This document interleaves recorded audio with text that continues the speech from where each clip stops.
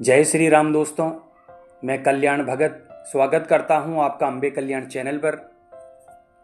दोस्तों, क्या आपने कभी महसूस किया है कि हर किसी को खुश करने और खुद को साबित करने की जद्दोजहद में और इस भाग दौड़ भरी जिंदगी से आप थक चुके हो? क्या आपको सबके बीच रहते हुए भी कभी कभी एक खालीपन सा फील होता है?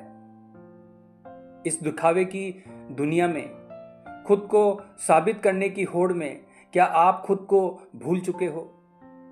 दोस्तों, क्या आपको पता है कभी कभी सब कुछ पाने के बावजूद मन शांत क्यों नहीं होता? दोस्तों, अगर आपके मन में भी यही सवाल उठता है तो आज की ये वीडियो और आज की ये यात्रा केवल आपके लिए है। ये कोई उपदेश नहीं है, बल्कि आपके लिए एक निमंत्रण है अपने भीतर की उस गहराई से मिलने का, जहां आप किसी उपलब्धि या पहचान के लिए नहीं, बल्कि अपने आप को शून्यता में पाएंगे।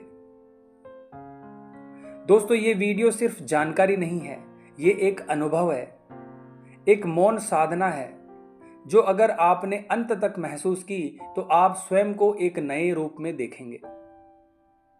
दोस्तों, हम सभी अपने जीवन में कुछ बनने की चाह रखते हैं। कोई नाम कमाना चाहता है, कोई ऊंचा पद, कोई ऊंची पहचान बनाना चाहता है। लेकिन क्या कभी आपने सोचा है कि अगर आप कुछ नहीं बने तो क्या होगा? हाँ दोस्तों, असल में वहीं से शुरू होती है आपकी असली यात्रा, जहां आप कोई भूमिका नहीं निभा रहे होते, बस होते हैं एक शून्य, जिसे सुनकर अक्सर डर लगता है, क्योंकि वहां मैं नहीं होता। लेकिन वही शून्य ब्रह्मांड की मूल अवस्था है। वहीं से सृजन शुरू होता है।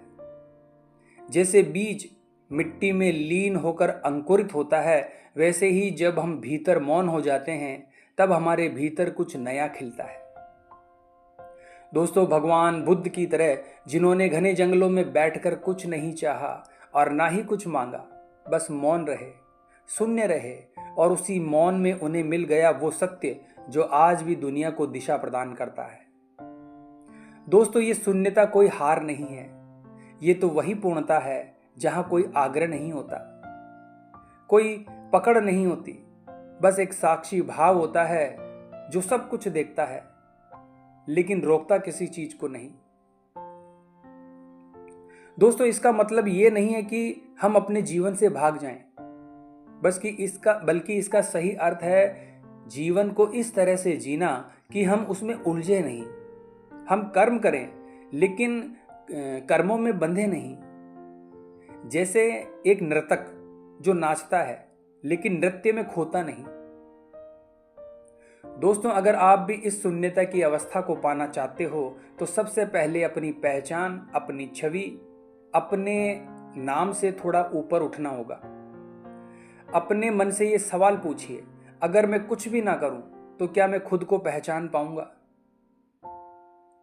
दोस्तों, ये कोई विधि नहीं है, कोई प्रणाली नहीं है, ये केवल मौन में उतरने की एक सरल सी यात्रा है। एक ऐसा आंतरिक दृष्टिकोण जो आपको आपके मौलिक स्वरूप से जोड़ेगा। जब आप विचारों से परे उस मौन में पहुंचेंगे, तब आपको अनुभव होगा कि आप कभी भी अधूरे नहीं थे।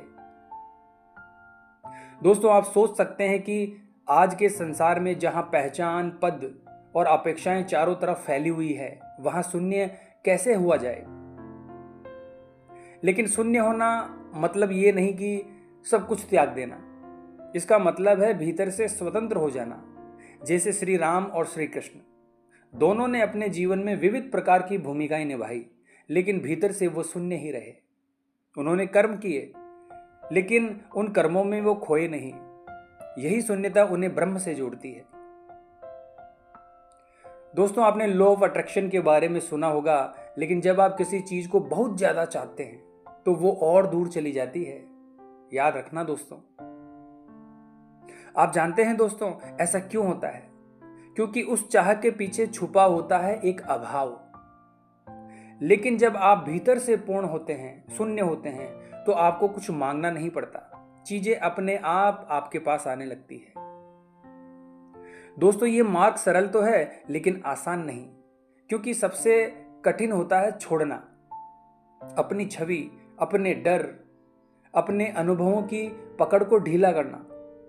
लेकिन जैसे पक्षी उड़ने से पहले घोंसला छोड़ता है, वैसे ही चेतना को उड़ने के लिए पुराने विचारों से मुक्त होना पड़ता है।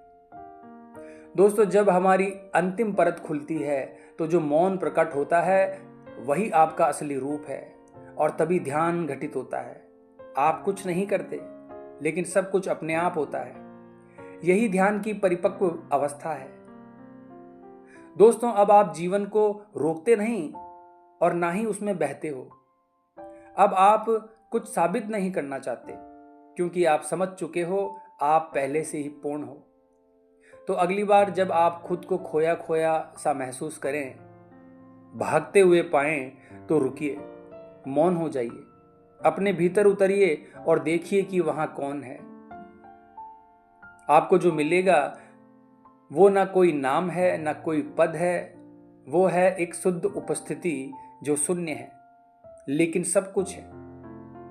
तो आज की वीडियो में बस इतना ही दोस्तों। वीडियो अगर आपको अच्छी लगी है तो कमेंट बॉक्स में हर हर महादेव जरूर लिखें। मिलते हैं इसी प्रकार की अगली वीडियो के माध्यम से। जय मां अम्बे, जय श्री कल्याण।